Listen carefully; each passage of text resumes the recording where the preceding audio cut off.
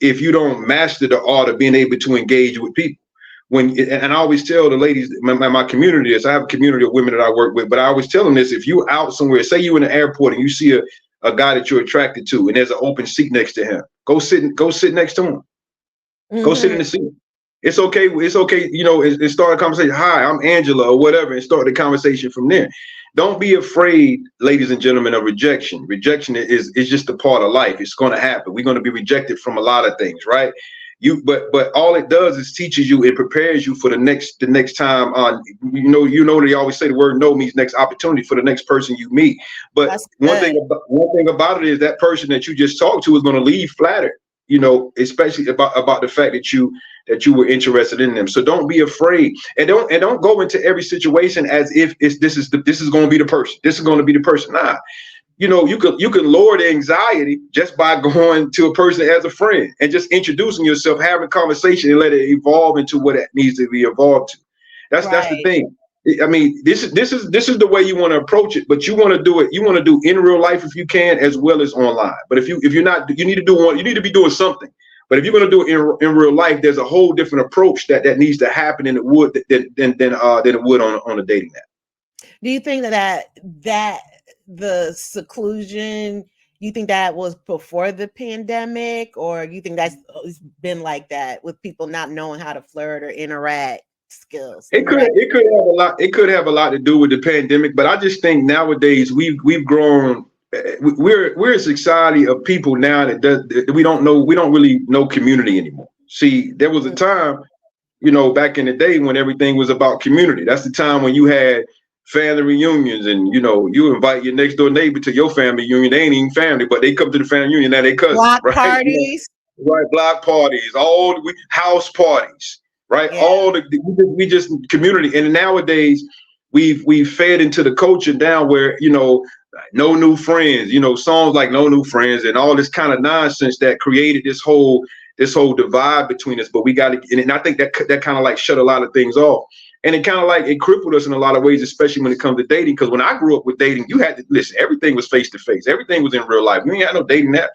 You had to be able to go and talk to people and have good enough conversation before that woman walked away with you, because she ain't gonna give you but probably about 5, at the most 6, 7 seconds. You got to be able to say something real interesting to keep her standing, to keep her engaged.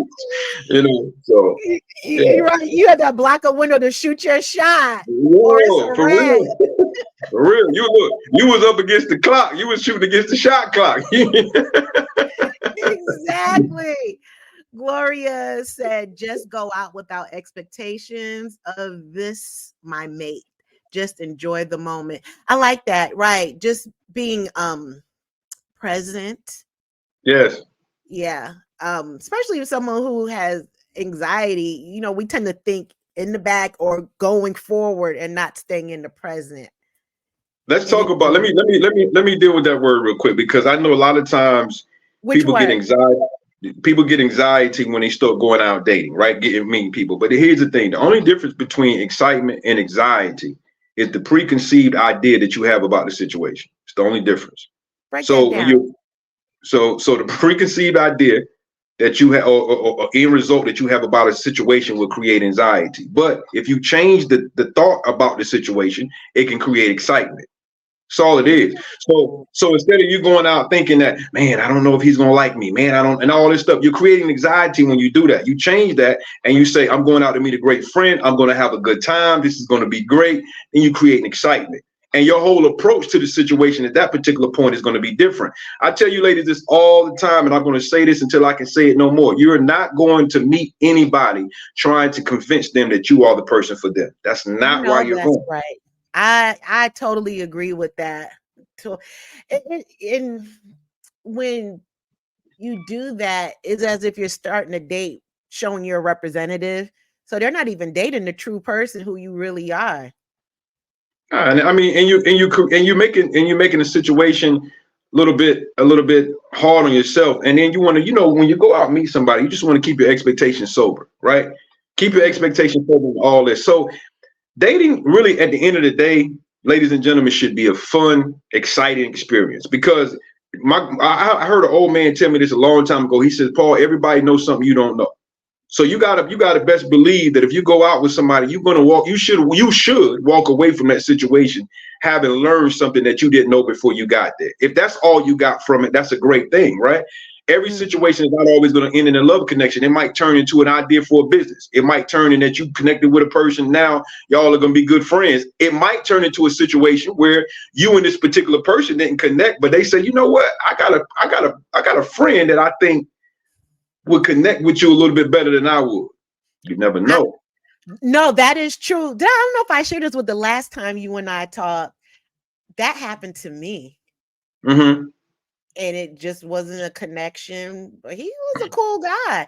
He was real cool. And just because we didn't hit it off, he was still a good person. I'm still a good person. So there was no it was just cool. It was stress-free. And we were like, okay, we'll still be friends because he was a real good person.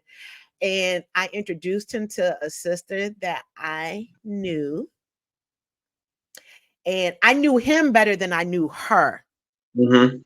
But she was always friendly to me, and I would see her when we would go. I see her at the gym, and we had mutual friends.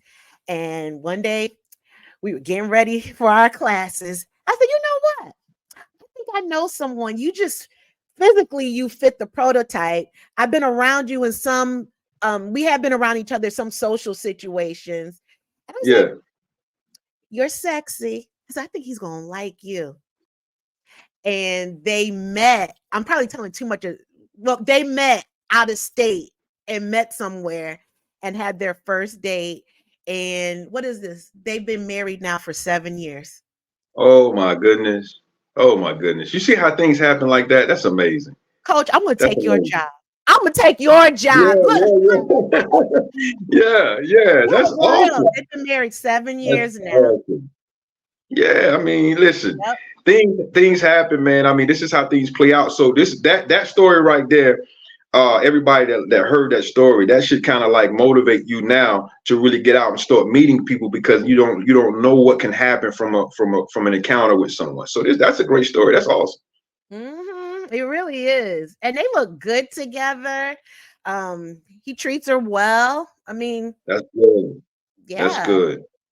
Her mom loves him. Gloria said, you are not going to meet anyone trying to convince them you are the one. Yeah, I feel like you're already putting yourself behind the 8 ball. You're already asking. And Nikki said, so is it best to go out and date yourself while keeping your options open, keeping an open mind? I think you should always treat yourself well. Even when you get into the relationship, you should still treat yourself well. So that's a part of self-care and what you should do. Yes, and that should spill over into a relationship when you meet somebody. One of the things I always talk about is having a good balance, even when you meet a person, of me and we time. So going out and dating yourself, keeping your options open. Yeah, definitely. What about people who are married? What about it? Meaning still, I don't say date yourself, but still have that me time. I just feel sometimes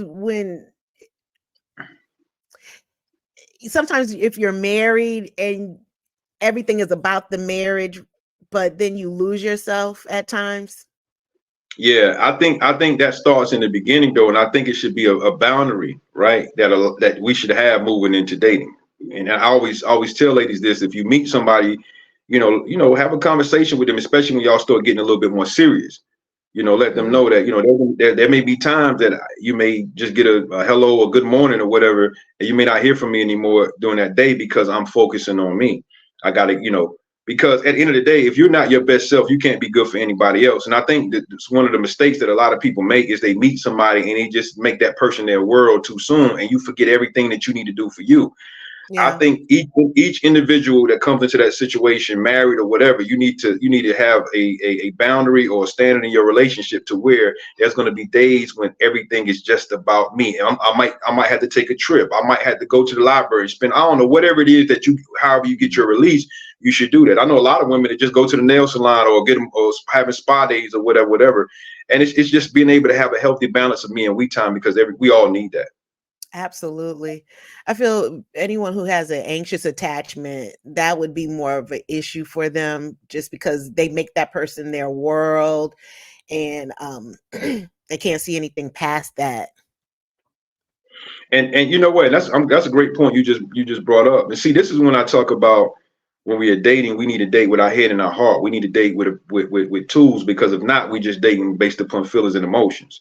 But I want to know for sure the attachment style of the person that I'm starting to get serious about. And that's very, very important. If you got an anxious style, we're gonna find that out real early on. Trust me, we're gonna find it out early on. If I have a dismissive style, you're probably gonna find that out, somewhere along the way too. The thing of it is though, once you start discovering what type of attachment style your person has, then you have to set proper boundaries for that. But I would say to anybody that has an anxious style, you probably really want to try to get with somebody who's secure.